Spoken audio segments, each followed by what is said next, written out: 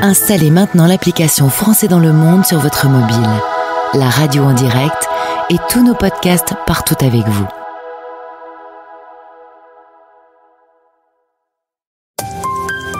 Voici 10 minutes, le podcast des Français dans le monde pour aider tous ceux qui se préparent, qui vivent ou qui rentrent de mobilité internationale. Je suis Gauthier Seyss et j'ai le plaisir de passer 10 minutes avec Isabelle Auroux, direction Madrid. 10 minutes, le podcast des Français dans le monde. Françaisdanslemonde.fr. Elle avait une passion pour l'international, mais sa vie va le démontrer puisque c'est une Française avec des origines allemandes qui, en Angleterre, va rencontrer son futur mari qui est espagnol. Comme quoi l'Europe est à portée de main. Bonjour Isabelle. Bonjour Gauthier. Content de faire ta connaissance. Je salue Circe de Mazette, le réseau pro pour les francophones d'Espagne. C'est elle qui nous a mis en relation. On va donc s'installer à Madrid pendant 10 minutes avec toi et commencer par ton parcours si tu veux bien. Très volontiers, merci à Circe, effectivement, de Mazette. Alors, mon parcours, c'est un parcours international. J'ai étudié le droit des affaires internationales entre la France et l'Allemagne, tout en étudiant aussi les langues, interprétation et traduction. Et puis, j'ai pas aimé mes expériences en cabinet d'avocat et j'ai décidé de partir étudier en Angleterre. Et c'est là où tout s'est ouvert. J'ai fait un master à l'ESCP et j'ai découvert que je pouvais me réinventer là-bas. Petit retour sur Paris, puis sur l'Allemagne et puis l'Angleterre, aujourd'hui l'Espagne. Quand tu vois ces 4 pays européens, ces 4 grandes capitales, qu'est-ce que tu pourrais me dire ? Il y a un coup de cœur flagrant pour l'un des 4 ? Est-ce qu'il y a un des 4 qui te gêne plus que les autres ? Qu'est-ce que tu peux me dire si je te mets les 4 villes sur la table ? C'est pas mal comme question parce qu'en fait moi j'ai toujours la philosophie d'aimer les endroits, en tout cas d'essayer de trouver toujours un côté positif. Clairement, si on regarde les faits, Gauthier, ça fait 20 ans que je vis à Madrid, je pense que le coup de cœur il est assez flagrant. Il est pour le soleil d'Espagne. Bon, c'est bien sûr lié aussi avec mon mari et puis le fait d'avoir construit ma famille ici.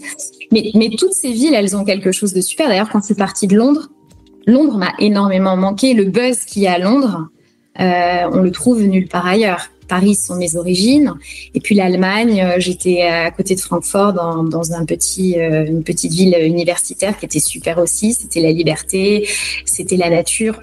Mais bon, on reste sur Madrid. Hein. Ouais, voilà. C'est ce qu'on se disait hors antenne. Le problème avec Madrid ou Barcelone et globalement l'Espagne, c'est qu'il y fait bon vivre quand même.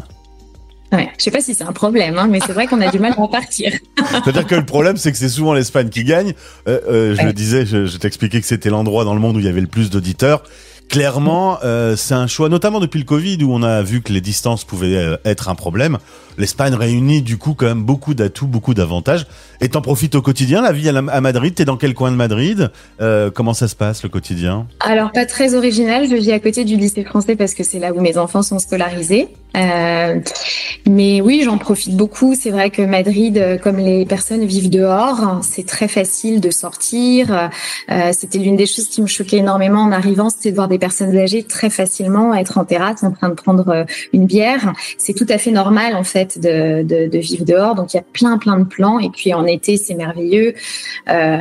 Oui, il y a beaucoup à faire, je pense. D'ailleurs, tu sais, toi qui parles beaucoup à des expatriés, on dit souvent que dans la carrière des expats, la pire des choses qu'on puisse leur faire, c'est de commencer par une expatriation en Espagne, parce qu'après ils vont plus vouloir partir ailleurs en fait. Et ça a été ton cas d'ailleurs, parce que tu avais négocié avec ton mari 5 ans en Espagne, puis 5 ans en France et pourquoi pas à Paris. Finalement, vous êtes restés.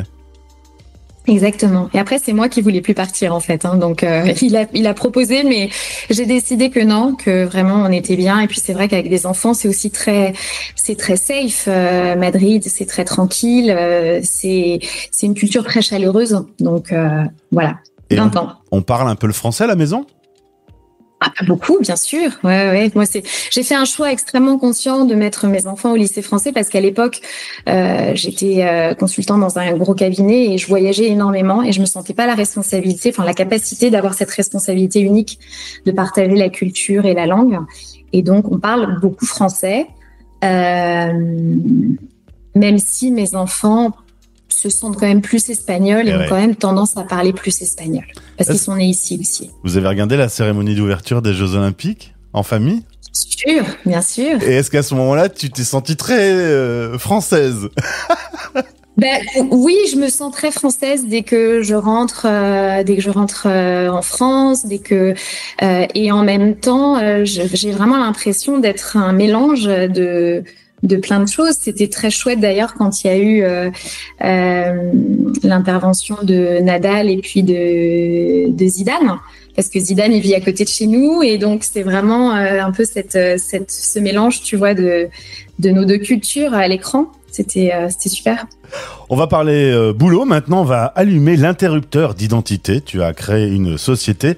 Depuis 20 ans, tu travailles en tant que consultante et coach en changement, leadership et diversité. Alors, on va expliquer un petit peu. Ça parle et aux professionnels et aux entreprises. Côté perso, par exemple. Quand on se sent un peu perdu, qu'on a des questionnements sur qui on est, pourquoi on fait, qu'est-ce que je pourrais changer, là, tu peux intervenir, mais tu n'es pas psy. Alors, c'est super important le fait de bien mentionner que je ne suis pas psy, parce que c'est éthiquement très très fort. Je rentre pas dans, on va dire, les profondeurs de l'identité. Par contre, effectivement, le métier de coach, c'est un accompagnement plus superficiel, on va dire, en tout cas plus comportemental dans mon cas, pour aider une personne à passer le pas, à faire des changements, à se préparer, à décider, à faire ce voyage intérieur pour savoir ce qu'elle souhaite véritablement accomplir dans sa vie pro, perso. En général, ça touche tout. Voilà, c'est pour éviter de rester confiné dans ces interrogations. Exactement. Quand on est coincé et qu'on a l'impression de pas vivre la vie que l'on a envie de vivre. Et du coup, pour les entreprises, là, l'idée, c'est plutôt d'accompagner le chef d'entreprise pour créer une identité corporate, pour les évolutions qu'il peut y avoir quand la boîte grossit, par exemple, et des choses comme ça. T'accompagnes le changement. Voilà, donc c'est assez ample, mais c'est du consulting pour accompagner des dirigeants, des dirigeantes qui veulent soit faire des changements au niveau de la culture de l'entreprise, former leurs leaders pour qu'ils soient bien en lien avec la stratégie, travailler l'équipe, la cohésion d'équipe au sein du comité de direction, et puis créer des cultures plus inclusives, parce que j'ai très à cœur d'avancer vers une société plus inclusive. Et tu as des clients français ou espagnols ? Alors, j'ai des clients français, espagnols et puis d'autres pays aussi.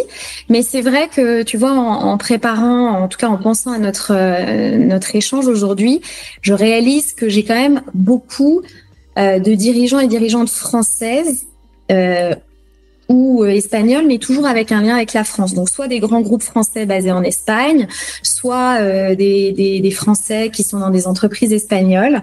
Et donc, ce côté biculturel que j'ai aide beaucoup aussi à ce niveau-là. Les pays sont proches, on est dans la même Europe. Pourtant, il y a des façons de fonctionner différentes dans le cerveau des chefs d'entreprise espagnols et français. Alors, on peut pas complètement généraliser, mais c'est vrai que moi, je suis certifiée en communication multiculturelle. Et il y a des différences entre les cultures. Donc oui, par exemple, on parlait de la qualité de vie en Espagne. Moi, une des choses qui me touche profondément, c'est qu'il y a une vraie proximité au niveau relationnel. Très rapidement, on va couper les barrières existantes, ce qui ne veut pas dire que on va tout de suite se livrer. Et peut-être que du coup, il peut y avoir parfois des difficultés à se comprendre entre une personne qui est d'origine française avec une personne d'origine espagnole. T'as le côté tactile. Enfin, il y a tout un panel de critères qui sont à prendre en compte, où on va pas du tout dire qu'une culture est mieux que l'autre, mais il y a des différences qu'il faut connaître. Et puis, oui, au niveau de plein de détails qu'on peut prendre en compte, bien sûr. Et puis, avec Mazette, c'est l'occasion de zoomer sur ce dynamisme des Français qui sont installés en Espagne. C'est assez étonnant de voir cette richesse dans des métiers très différents, dans des domaines très différents. Ils sont très présents. Oui, alors Mazette, c'est très très riche parce qu'en plus c'est une réunion de personnes qui sont là pour partager de manière très humble et avec une très bonne humeur. Et du coup, on rencontre tout type de profil et enfin moi je trouve ça super enrichissant. Dernière petite chose, tu t'es retrouvé comme toute la planète enfermée pendant la période du confinement et t'as pas forcément kiffé justement d'être coincé. Tu as écrit un livre, ça s'appelle Bulle de vie, qui vient de sortir. L'idée c'est de respirer même enfermé. Raconte-moi un petit peu, t'as voulu partager un truc de très intime finalement avec le livre. Tout à fait. Alors moi, je suis claustrophobe, mais c'est pendant le confinement que vraiment ça a explosé. Et en général, j'ai beaucoup besoin de liberté. Et ça fait à peu près une dizaine d'années que j'utilise l'écriture, moi, dans les accompagnements que je fais, aussi bien groupaux que perso.